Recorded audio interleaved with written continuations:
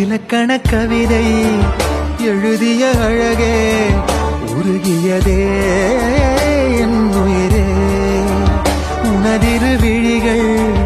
இமைத்திடும் பொழுதில் பகலிரவு உரைகிறதே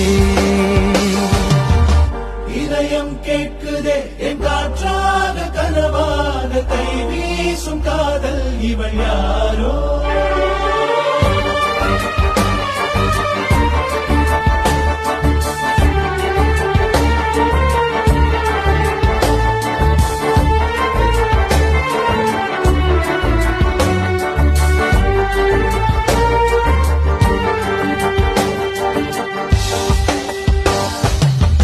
தேவதையின் விழியில் விழா காணும் பொன்வானம் அழைக்குது அருகில்